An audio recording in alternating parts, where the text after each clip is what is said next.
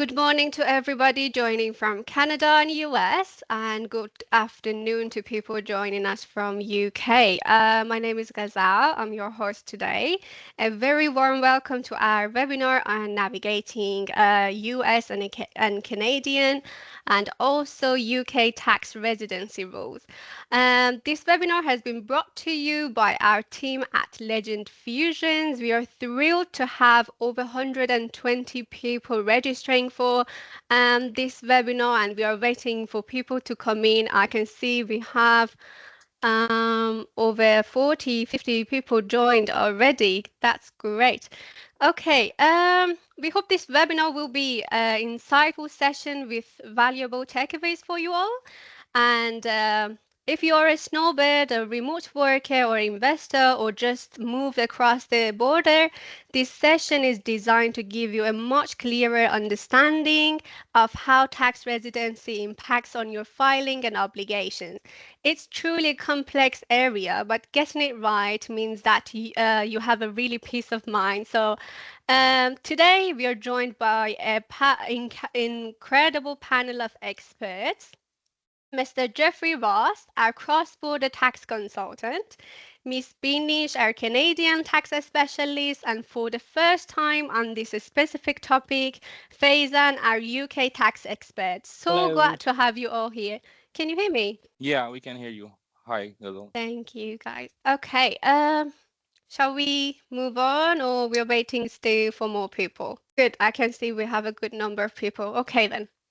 Let's jump right into it. Okay, we have our lead tax advisor from Canada, Binish Mahmood, with over 10 years of experience in tax, financial management, and accounting. She's truly excels in client tax planning and compliance. Binish, there is a question for you. How you explain, can you please explain how the Canadian tax authorities, the CRA, actually determine who they consider a tax resident? Thank you so much, Ghazal, for the lovely intro. I'm super happy to be here today. And hello to everyone who is joining in and yet to join in. All right, let's dive into this whole tax residency thing that you have mentioned with the CRA. I know it can sound kind of intimidating, but at the end of the day, it really comes down to your connections to Canada, both the big, the obvious ones, and then the smaller, the more secondary one connections. So let's start with the big ones. What the CRA calls your primary ties. This is the terminology that they use. And these are pretty straightforward. Like the questions like, do you have a home in Canada? Or maybe where your family is living, your spouse or common law partner is living, and do you have kids who depend on living here, etc. And if the answers to any of these questions is yes, so definitely the CRA is probably going to say, yep, you have got strong primary ties and you have to pay for it. And then comes as your secondary ties, and these are the kind of things like the extra puzzle pieces, things like, do you have a Canadian health card or a Canadian driver's license, a bank account here? Some people have Canadian membership in the clubs or organizations, or maybe you just still have a lot of personal or financial stuff going on in Canada. So all of that adds to the picture. But here is a key thing to remember. If you are physically in Canada for 183 days, okay, I'll repeat 183 days or more in a year. So roughly that's half of the year. The CRA might treat you as a resident even if you don't have strong ties. And on the flip side, if you are here for less than that, those strong primary ties can still mean you're considered a resident for tax purposes. So the big takeaway here is the CRA looks at the whole picture, not a chunk of it. And it is not just about how long you're here, it's about where your life is centered or rooted. That's all from me. I hope it works. Thank you so much, Binish. That's a fantastic breakdown. Now let's turn to Jeffrey Ross, our cross-border tax consultant. Jeffrey is a true specialist in UK, Canada cross-border taxation with deep expertise in areas like corporate and personal tax planning and crucial CRA and IRS compliance. Jeffrey, a question for you. Does the IRS on the US side approach this similarly, or is their perspective quite different? Thank you, Ghazal, for that very kind introduction, and I'm really glad to be here with Binish and Fazan, and it's truly an honor to be the part of this webinar. And hello to everyone, and thank you for joining us today. So, Binish explained that if you have a stronger ties in Canada or if you're living there more than 183 days, there is a very little bit similarity with on the US side, but there's one more thing that we need to understand over here. So when it comes to US tax residency, the IRS actually takes a pretty different approach compared to Canada. In the US, it mainly depends on two things, your immigration status and how long you have been there. So the first thing is, if you have the green card or there is a green card test, if you are a lawful permanent resident or essentially you have a green card, the IRS considers you a US resident for tax purposes. It's plain and simple. It doesn't matter where in the world you might be living, and you just a quick note, like if you also a US citizen or US national, you always considered a tax resident, even if you live abroad full time or anywhere in the world. Thank you. The second thing is, sorry for interrupting you. There is another thing that I need to explain. Sure, Yeah. thank you. So the second thing is substantial present test Ghazal. So this one basically involves a beta formula. But if you if you spend a significant number of days in US over the past 3 years, like 183 days, and we normally use a weighted calculation for last 3 years, 3 years, and if you meet the criteria of 183 days, regardless you are not US citizen or resident, but you meet this criteria, the second criteria, you will also become the resident of the US, the next resident. So in a nutshell, if you hold a green card or you are a US citizen or national or spend a good chunk of time in the US, you are very likely going to be subject to US tax on your worldwide income. Thank you. Thank you so much, Jeffrey. That's pretty much clear. We see the US focusing heavily on immigration status and physical presence. Now let's bring it to the UK. We have Faizan Rashid, our UK tax expert and commercial director at Legend Fusions UK, with over 13 years of experience in tax and accountancy. Faizan specializes in taxation, strategic business planning, and financial analysis. So, Faizan, how does the UK approach that tax residency? Is it more like Canada's ties, Right, the UK presence, or something entirely unique? right. Ah, wow, what introduction. Thanks, Ghazal, for that. That's amazing and lovely to join this audience. I can see a massive turnover. Thank you, everyone, for joining today. I'm very pleased to join the platform with Binish and Jeff. When it comes to the tax residencies, it's very crucial in here to identify where your tax residency is. In UK, we have a very systematic approach. HMRC laid down a very systematic terms where we call it statutory residency test (SRT), very different to the UK and US and Canada. However, it is a very systematic approach, and it is a set of a series of tests that you have to perform in a specific order to identify if you are a UK tax resident or a non-UK tax resident. For example, first of all, you look at your automatic overseas test. If you do meet the criteria in here, then automatically you will become a non-UK tax resident.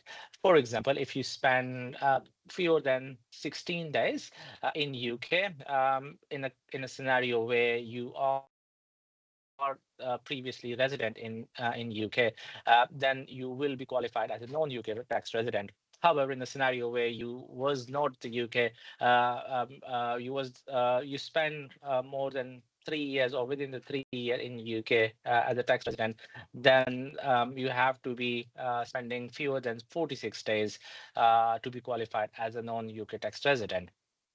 Anyway, if it work for you, then great. You will automatically will understand what is your tax residency. But in case this automatic test is not fulfilling to identify, then you move on to second test that is called automatic UK test. What that does, if you meet the criteria laid down in here by HMRC, then you simply become a UK tax resident. On one of the very common tests in this is spending 183 days or more than that in UK to be qualified as a UK tax resident. Other automatic tests include having your own home in UK for a significant period or working full time in the UK. However, finally, if you do not meet any of those automatic tests, then you move on to the sufficient ties test. Pretty similar what Beanish explained in Canada. We consider the connection of the ties to the UK to consider if you are the resident in UK for the tax purposes or not. These ties include, let's say, a family tie, having a spouse, partner, or minor children living in UK. An accommodation tie, it means having accommodation available for you. A work tie, meaning you're working in UK fewer than 40 days. A 90-day ties, spending more than 90 days in the UK in either of the two previous tax years. And finally, we consider the country tie, spending more time in UK. This tie normally worked for or used when you are the tax resident in the previous financial years. Under SRT test, the UK resident status depends on both number of days you have spent in the UK and the personal ties you have to the country. HMRC has this clear, systematic framework in place in order to have a consistent and a fair determination of any residency status. Yes, Ghazal? Thank you so much. That's a truly comprehensive approach, Faizan. Thank you so much. So it's fascinating to see how the US leans on presence or immigration status. Canada really delves into personal and residential ties, and UK has this multi-layered statutory resident test. A huge thank you to Jeffrey, Binish, and Faizan for laying that crucial groundwork for us. And now that it's time to get into something really interesting, real life scenarios, we have gone through your submitted questions and picked the top 10 scenarios that came up time to time again. We will be putting this practical everyday situation to our experts, and chances are one of these might sound very familiar to your situation. So, first question is for you, Jeffrey. A question we get all the time. Someone holds a US green card but lives full time in Canada. Are they still considered a US tax resident? Yes, Kazal, and this is a very common one tax residency scenario. Normally, we deal with them because there are many people who are living in Canada. They hold a green card, they are US citizen, so they are filing their taxes with IRS. So in this situation, if you have a green card or US citizen, so you need to file your tax return only on the federal level through Form 1040.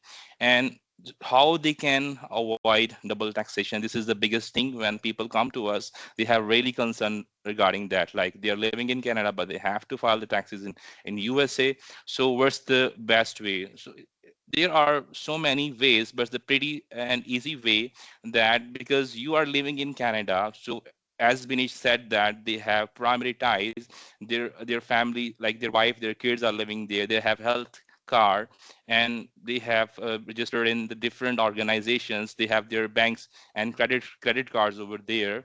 So in that case, because they have more stronger ties, and CRS says that they have to pay taxes over there because this is their home, their tax home. So in that case, what we need to do, we have to report their income first to the CRA, and we have to determine how much liability they owe or versus the tax liability towards the CRA, and later on we'll prepare a federal tax return for the USA, so that we can also report their worldwide income because they are green card holder or the US citizen. So they also we can fulfill the reporting purposes.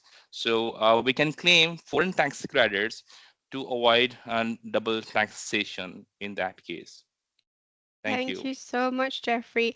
Okay, Faizan, a quick follow-up on that. What if someone holds a US green card, but they're living in UK full time? How does UK view view their tax residency? What are the implications?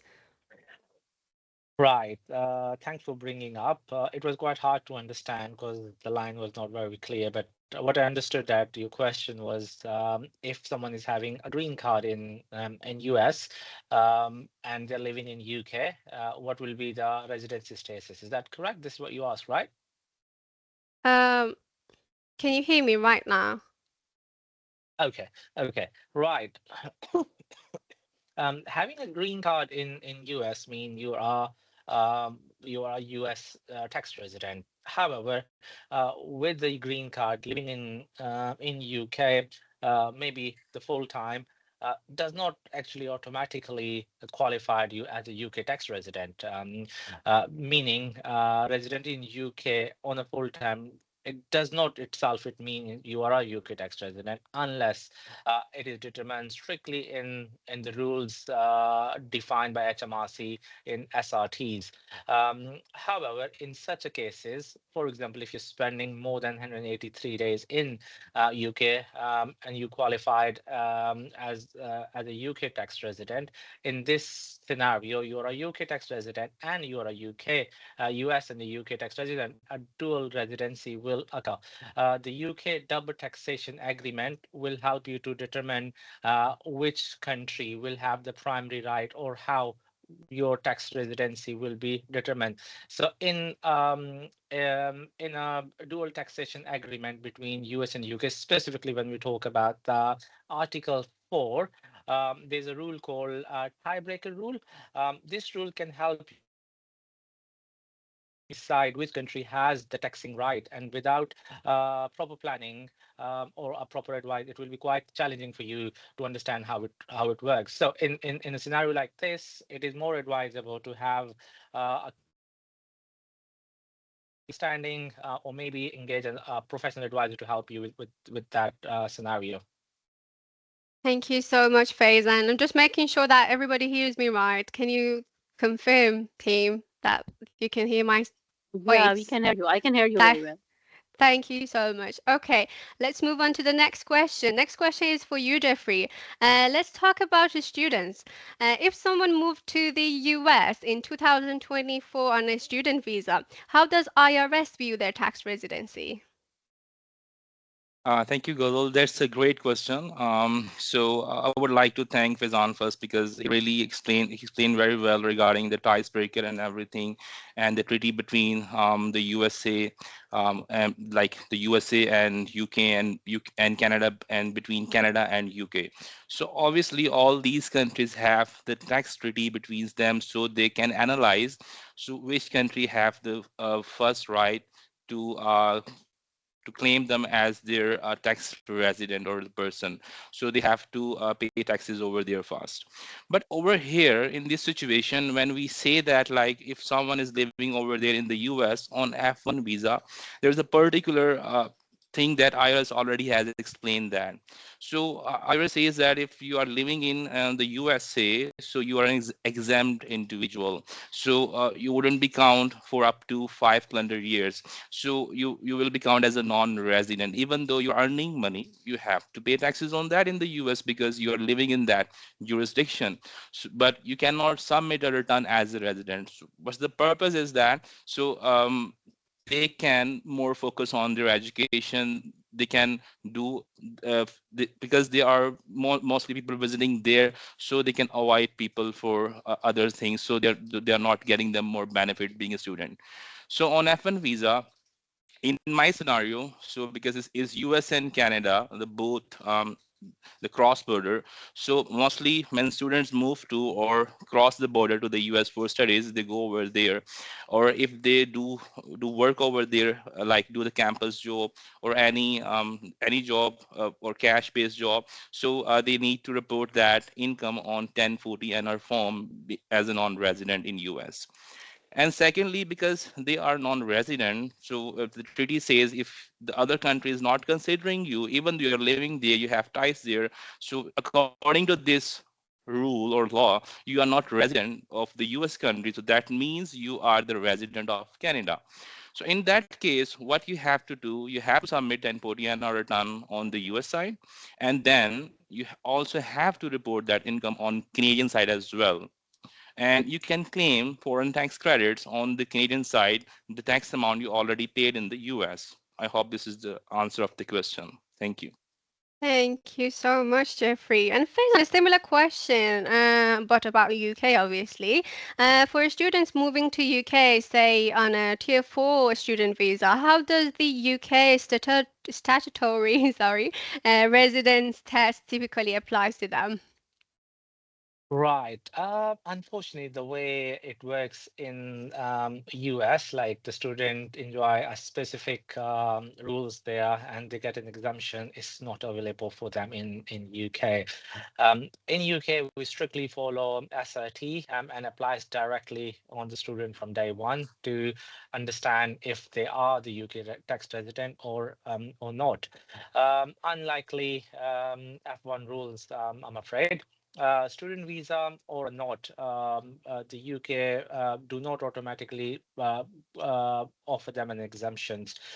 Under HMRC SRT test, the student are assessed like everyone else. For example, if they spend fewer than 46 days, they are more likely to be the resident. If they spend more than 183 days in a specific tax year, they are automatically considered as a resident. However, in between these number of days they spend, then we have to apply the TIES test, sufficient tie test. And if they are the UK tax resident, and that means they will be taxed on their worldwide income. That's when the double tax territories support by inform the professional, the double taxation territory will jump in.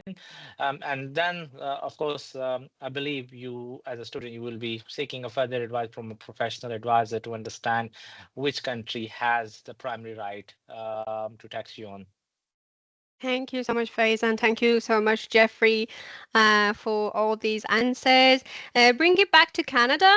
Binish, what if someone moves to the US for work but still owns a home in Canada? Their families are there. Would the CRA still consider them a Canadian resident for tax purposes? Yeah, definitely, Ghazal. You're right on. So the thing is, if someone moves down to US for work but still keeps strong ties in Canada, like they still own a home, their spouse or kids are still living in Canada, or they've kept their provincial health coverage going, then yes, the CRA will still consider them as a factual resident of Canada. This is the terminology that use. And what does that mean in practice is that it means that they're still on the hook to file a Canadian tax return and report all of their worldwide income, even though they're earning that income in the US. So I know it's a bit annoying. So if that person really wants to cut ties with Canada, like full exit from Canadian residency, they would need to let go of those primary ties. And we know what they are. That could mean selling their home, or moving the family out of Canada, or canceling their health card. Basically, you have to show to CRA that they really have left. And if they go to that route, which most of the people don't go for, they could be considered as a non-resident, and in that case, they would only be taxed on their Canadian source income. So yes, like we have been saying, the CRA really does look at the whole picture. You know, we call it the rationality test. It is not just about where you work, it's about where your life is still rooted. Thank you so much, Beanish, for that.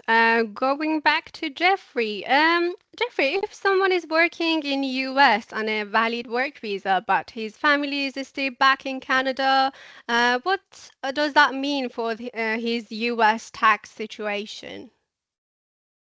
Yeah, that's a really good question, Ghazal. So over there, before moving on to answer this question, I would like to add a few more things from the Canadian side to this because Canada says that the CRA, Canada Revenue Agency, normally says that you must have, if you have ties, you have wife over there.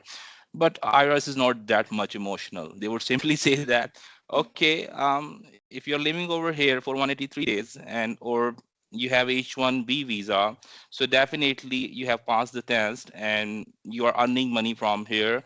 So it's your responsibility now to pay tax on that amount to the IRS. So what in that case, what they need to do, they just simply need to submit the 1040 form plus the where they the place where they're living, like the state tax return as well. So now they are responsible to file their taxes with federal level, on the federal level, or on the state level as well. And even though if they have any income coming from Canada, they also have to report that income on the US tax return. Now, this in this case it becomes more complex now. So this is now the accountant part. He need to see that very cautiously or very clearly that how he can claim the foreign tax credits on the both side some of the amount, because the taxpayer, if he is coming getting some income from Canada, the Canada has the first right to pay taxes over there. So we can claim those tax paid uh, as a foreign tax credit on the US side, and we're also reporting that US income on the Canadian side. So definitely the taxpayer on the to the IRS, we can claim those foreign tax credits on the Canadian side. So it's basically a vice versa. It's a bit difficult situation, but because of the tax treaty, we can claim foreign tax credits. There are other ways we can do that, but I would always suggest to my clients before going uh, to any result, it's better to discuss with someone who already have a grip on this cross-border taxes. So we do it very carefully. So to prevent the double taxation, we can claim foreign tax credits on the both sides. So the key takeaway, if he lives and work in the US, he is generally a US tax resident, regardless of where his family lives. Thank Thank you. you so much for that, Jeffrey. Okay, Faizan, what if someone is working in the UK on a work visa, but their family and main home remains in Canada or US? How does the UK view that? Okay, right. Again, an interesting situation. We applied SIT test. Let's assume someone is spending over 183 days. They will be qualified as a UK tax resident, regardless where their family lives in. However, when the number of days spent in lower or fewer than 183 days, then these ties plays an important role. For example, family living abroad, a house not available in UK can trigger in at that time. And if and the spouse is abroad, that the family ties add up to the UK work ties, and the residency status can shift to a different direction.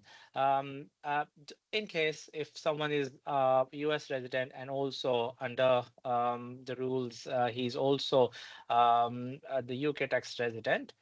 In that scenario, the Canada, UK, and US UK tax treaty will step in. As I already mentioned previously, the Article 4 tiebreaker rule will decide here that which country will have a primary right to tax you in that. But again, having a family will matters, but in the treaty agreement will become more important to decide your tax residency status. Thank you so much, Faizan. Okay, let's go back to Canada again. Binish, what if someone isn't completely sure about their tax residency status with CRA? Is there a way to get the definitive answer for them? Yeah, it's very common with the layman. They are not sure about their tax residency if there is a major change. So absolutely, and honestly, if anyone out there is like feeling unsure about their residency status, it's a real smart move to double check instead of having guesswork. So it's way better to ask than to just guess. What you can do is, if you have left Canada and you're not quite sure if the CRA still sees you as a resident for tax purposes, you can fill out something called a form NR73. It's basically like saying you're just asking question to CRA, okay, hey CRA, here is my situation. This is the scenario. Do you still think I'm a tax resident? The form basically asks about all the stuff we have already discussed, that when did you leave Canada, what ties you have kept or given up, both primary or secondary. They will have the analysis, and where you're living now, and that kind of stuff. And once it is reviewed, the CRA will send you a written opinion on your residency status. And now, just a heads up, that opinion is not legally binding, but it is still super helpful when you're trying to figure out how to file your taxes in the right way. So bottom line, if there is uncertainty, submitting the NR73 is a great way to get clarity, and it is straight from the source. Thank you so much, Beanish. Faizan, does HMRC in UK offer a similar service for someone who is unsure about their UK tax residency under the SRT? Ghazal, I wish if we have a similar service what Canada offer, giving you a form NR73 and determining your taxes and giving you advice. But unfortunately, HMRC don't do so. However, CRA rocks. SRT does, yeah, HMRC has a defined way of doing it. They already lay down the structure and they just ask you to follow the steps and see yourself if you are qualified or for as UK tax resident or not. So in simple word, we'll say that in UK you have to be self-assessed for your own tax residency. While it is again is a very important topic, accurate assessment is essential to ensure that compliance and avoid any future disappointment in case you don't end up paying taxes in different countries. So it is important to be cautious there and seek an advice if available to you guys. Thank you so much. Jeffrey, a question for you about timing. What if someone arrives in the US on August 1st, 2024 and stays for the rest of the year? Can they take advantage of something called first year choice? Yeah, that's a really smart question, Ghazal, and it can definitely benefit newcomers. So yes, someone arriving on August 1st and staying might indeed qualify for the first year's choice rule. So, however, there are three main boxes they need to tick in case if they want to fall under this election or the first year choice rule. The first thing is they have to be physically present in the US for at least 31 consecutive days during 2024, and most certainly if they are there, like they can do that from August 1st to August, by the end of August or in the next month. The second thing is like they need to be physically in the US for at least 75% of the days between August 1st till December 31st. And the most important condition is this: they must meet the substantial present test that I explained earlier, the 183 days under the weighted formula. So they can meet that substantial present test in the following year, because if they entered in 2024, so they could do that in 2025. So if all those conditions are met, they can actually choose to be treated as a US resident for tax purposes starting all the way back on August 1st, 2024. And they can file a regular full year resident tax return under the form 1040 along with a special statement. Little tips like over here, because the main thing is if they are not covering that period of 183 days, what they can do, because the deadline is April 15th for the following year in 2025. So how can they cover that 183 days in that case? So there is a tip for the people who are now listening to us, who may be the newcomers to the USA. They can submit an extension using form 4868 to allow them more time to meet that test. So once they submit that form for at 6 8, they can do that electronically. They would get more time to submit their return by October 15th of the following year. So by doing that, they will also meet the substantial present test, and that would help them basically to reduce their tax liability, and they can claim credits on their return. Thank you. Thank you. And another common question, someone comes to the US on a student visa, an F1, but then in the middle of the year, they switches to a work visa and H1B. How does that visa change affect their tax residency?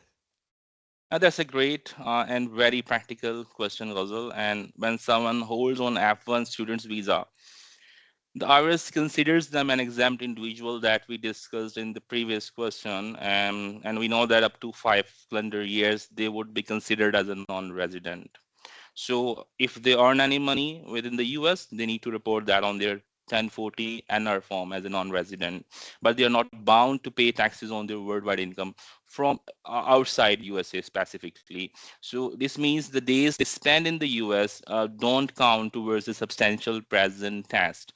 So generally, a they will be considered non-resident until the moment officially they switch to an H1B work visa.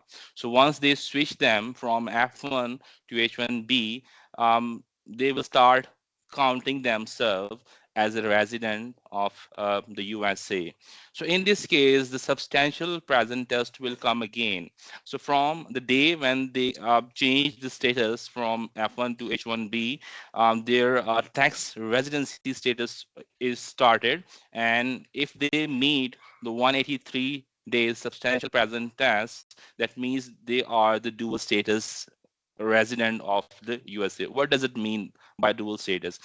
For the part of the year in the beginning when they had F1 visa, they were the non-resident of the USA, and when they got the H1B visa, for that date till December 31st, they would be considered the resident of the USA. So in that case, yes, they can submit the dual status return. And for the portion of the non-resident, they are not bound to pay taxes on that, even though they are getting outside USA. But for the rest of the period, once they become the non-resident, while having H-1B visa, they have to pay taxes on their worldwide income, but still they can claim foreign tax credits to reduce the liability. Thank you. Thank you so much. Faizan, a similar question for the UK. What if someone enters the UK on a student visa and then later switches to a work visa within the same tax year? Or if they leave the UK partway through the year, whether they are on a student visa, a work visa, or a British national, how does HMRC treat their tax residency in these cases? Right. Finally, we have some similarities, what Jeff explained now in this scenario. However, to start with, HMRC do not consider immigration status while considering the tax residency. But in some circumstances, if someone arrives in UK, let's say on a student visa, later on converted to a work visa in the same tax year, then they will qualify something we call it the split year treatment. And this is allowed under the SRT test rules. This means that the tax year could be split into two portions, one non-resident part before becoming a resident and a resident part. Similarly, if someone is leaving the UK during same tax year, split year treatment can also be applied, but only if they meet a very strict criteria. There's 8 specific scenarios outlined by HMRC. Then if you fulfill any one of those scenarios, then you can apply for the split year treatment. If you do qualify for the split year, what does it mean to you? For example, if you file half of the year as a tax resident of UK, that means that half of the year you have to declare worldwide income, income in UK, and this will be subject to taxes in UK. While for the portion when you was not, or you yourself you say that you're not a UK tax resident, in that scenario, in that case, you will be taxed only on the UK income, not worldwide income. So again, a very important scenario. And also it is important to note that this treatment is not automatic. You must meet the rules and submit a self-assessment tax return. A specific form you have to take it is called SA-109 form to claim this relief. And again, it's advisable to get a professional advice on this scenario. While when you're leaving the UK and you want to have this split year treatment, you are required to file a form we call a P85 form. So when you post this form to HMRC, they will identify you that you're leaving the UK and they will offer you a split year treatment here. Yes. Thank you so much. Jeffrey, what if someone meets that substantial presence test? They have spent enough time in the US to trigger it, but they feel like their real life, their home, their ties are much stronger back in Canada. Is there any way to for them to still be treated as a Canadian resident for US tax purposes? That's a fantastic question, Ghazal, and it's really critical as well.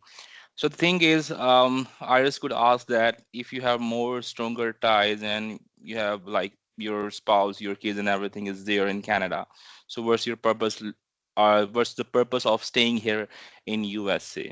So here is something that's closer to the Canada, like NR73, and we call it closer connection exceptions. The only difference between them that the NR73 can be submitted to the CRA separately, but the closer connection exception can only be submitted to the IRS along with the tax return.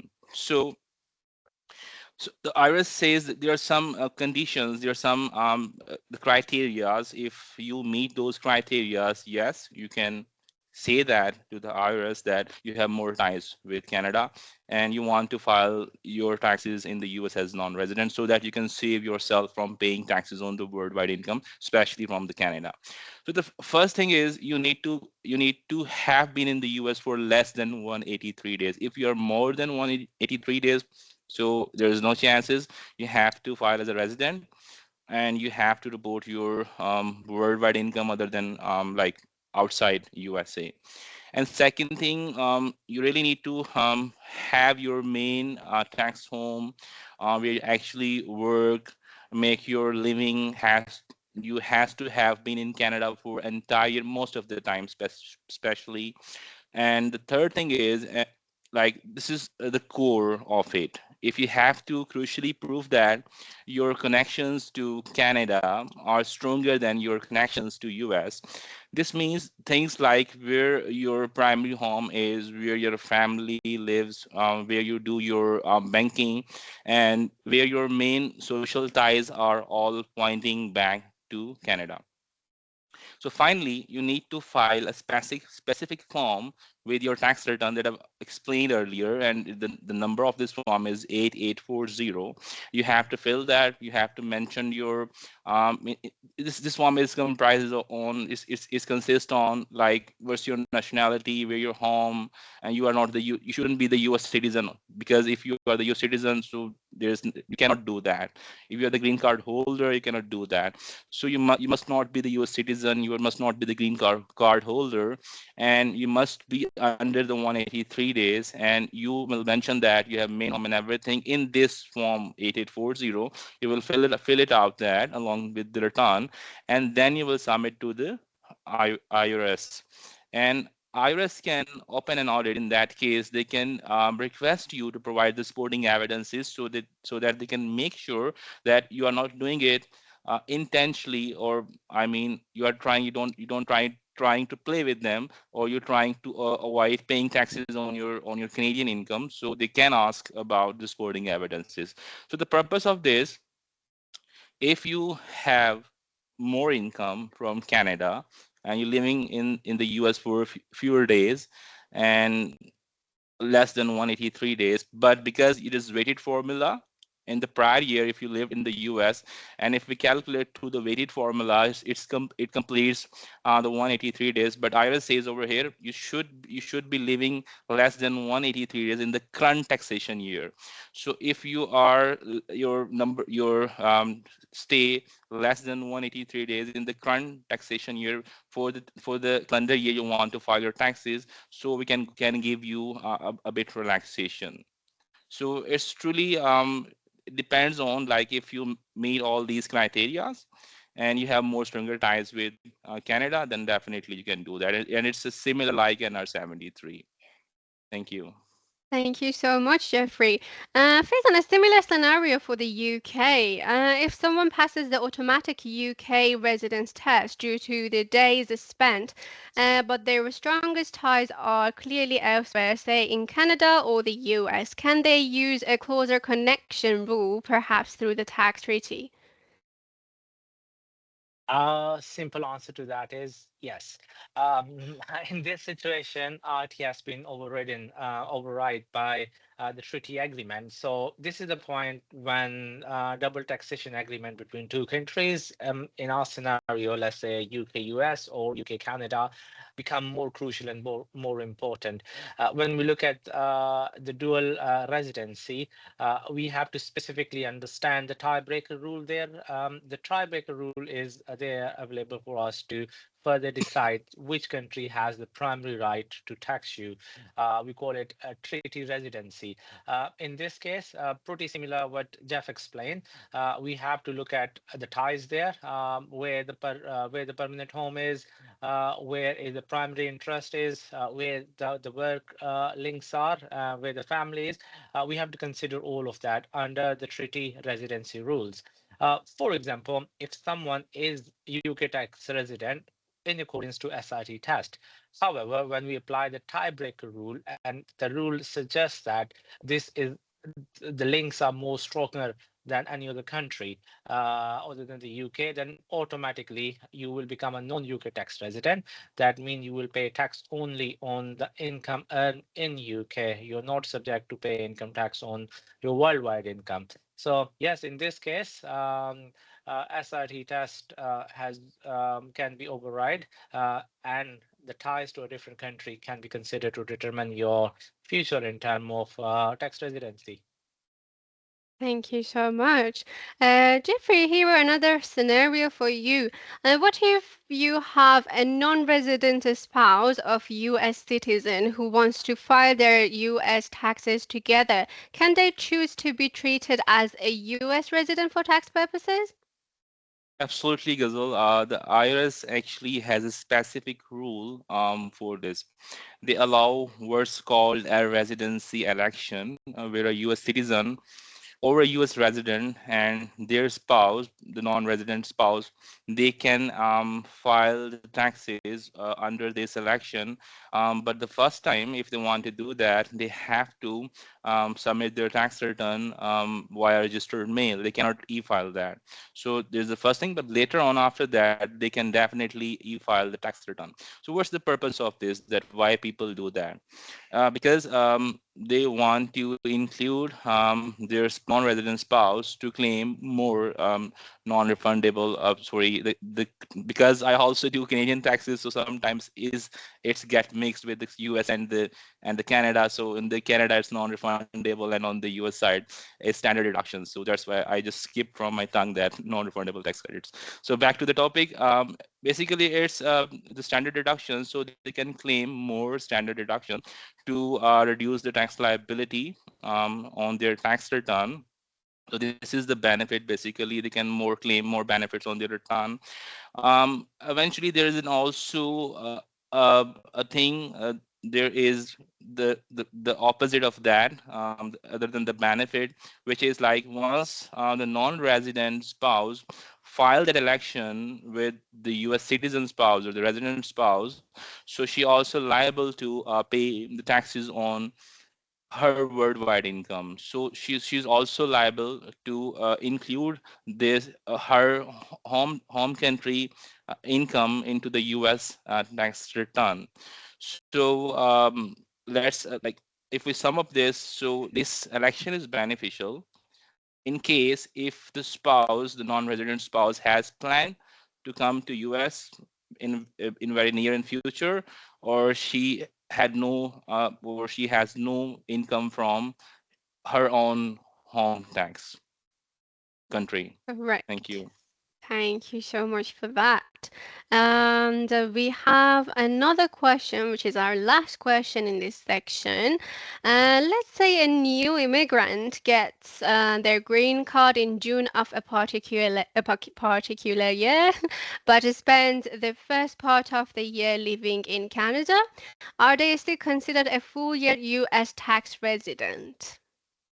It's a similar question like if someone living in US on F1 visa, so the IRS definitely consider them an exempt individual. They cannot file their taxes. They can file their taxes, but they will count as a non-resident. So if someone living in Canada and later on in the mid of the year in the June, they moves to the USA. So there are two options. They can file their tax return as a dual status alien, the dual status return.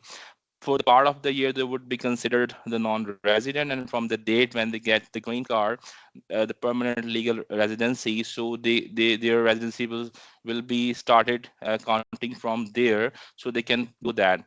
Or if they think they have no income from Canada for the first period from Jan to onward, leaving from Canada and moving to US, for that period, if they don't have any income or they have less income, or they have more income from the US side for the period when they were resided in the USA, so they can file the taxes for as a resident for a full year to get more benefits to reduce the tax liability. So yes, there are two options. They can file as a dual status return, as a dual status alien. They can also file as a full year resident, but we always suggest to our clients before moving to the consequences or to the final result, it would always be better to discuss your scenario with the tax expert, so that he or she can guide you properly which option is best for you in that case. Thank you. Thank you so much, Jeffrey. All right, I guess that wraps up our Q&A segment. A huge, sincere thank you to everyone who sent their questions, and we truly hope that you're leaving here with much more clarity about your tax situation across Canada, US, and the UK. Binish, Jeffrey, Faizan, a massive thank you to you guys for explaining things so clearly today. This is it's one thing to read about these complex tax rule online, and it's another thing entirely to hear it explained from someone which genuinely makes sense. Your insights are invaluable. To everyone who joined us live, we know taxes are not always the most exciting topic, but when it comes to living or working across border, getting these things right can save you lots of hassle down the line and a lot of headaches, obviously. We truly appreciate you being here and engaging with your excellent questions. We are excited to announce that we will be conducting these live webinars on monthly basis, and our goal is to keep imparting knowledge and helping you take control of your finances yourself. If you still need help with with a specific topic or your specific situation, please do not hesitate to reach out to us directly. We will be sharing a follow-up email shortly with a link with today's recording, with additional resources and some details on how to get in touch with our experts on a one-to-one consultation sessions. Thank you again, everybody. Thanks for joining, and we will see you next time. Take care and goodbye. Thank you. Thanks, everyone. Thank you, Ghazal. Thank you. Thank Thanks so you. much for having us. Bye-bye. Bye. Bye bye.